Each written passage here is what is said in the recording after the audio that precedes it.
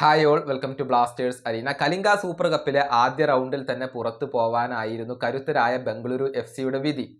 I league ക്ലബ്ബായ inter കാശിയാണ് അവരെ പുറത്താക്കിയിട്ടുള്ളത്.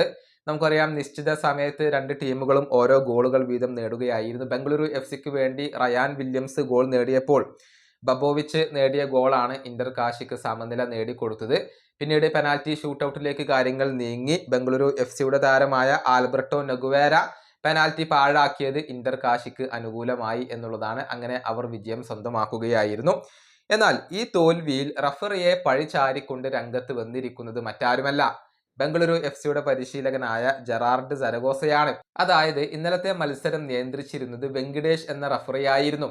വെങ്കിടേഷ് എന്ന റഫറി ബംഗളൂരു FCയുടെ മത്സരം നിയന്ത്രിക്കുന്ന സമയത്തെല്ലാം തങ്ങൾക്ക് വിജയിക്കാൻ കഴിയുന്നില്ല, അത് എന്തുകൊണ്ടാണ് എന്ന് തങ്ങൾക്ക് മനസ്സിലാകുന്നില്ല എന്നാണ് ഇദ്ദേഹം പറഞ്ഞിട്ടുള്ളത്. അതായത് ബംഗളൂരു FCക്ക് എപ്പോഴും വിപരീതമായിക്കൊണ്ടാണ് അല്ലെങ്കിൽ എതിരായിക്കൊണ്ടാണ് വെങ്കിടേഷ് നിലകൊള്ളുന്നത് എന്നാണ് സരഗോസ ഇപ്പോൾ ആരോപിച്ചിട്ടുള്ളത്.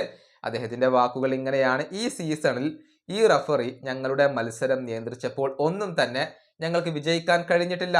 ഡ്യൂറന്റ് കപ്പ് തൊട്ടേ അങ്ങനെയാണ്. അത് എന്തുകൊണ്ടാണ് എന്നുള്ളത് എനിക്ക് മനസ്സിലാകുന്നില്ല.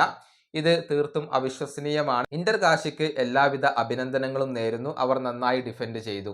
ഇതാണ് ബംഗളൂരു FCയുടെ പരിശീലകനായ സരഗോസ പറഞ്ഞിട്ടുള്ളത്. റഫറിയെ പഴിചാരുകയാണ് അദ്ദേഹം ചെയ്തിട്ടുള്ളത്. നമുക്കറിയാം, ISL ഫൈനൽ മത്സരത്തിൽ പരാജയപ്പെട്ടപ്പോഴും റഫറിയെ പഴിചാരുകയാണ് അദ്ദേഹം ചെയ്തിട്ടുള്ളത്.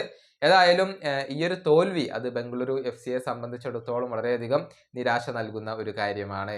ഈ വീഡിയോയുടെ അവസാനിപ്പിക്കുന്നു. അടുത്ത വീഡിയോയുമായി വീണ്ടും കാണാം.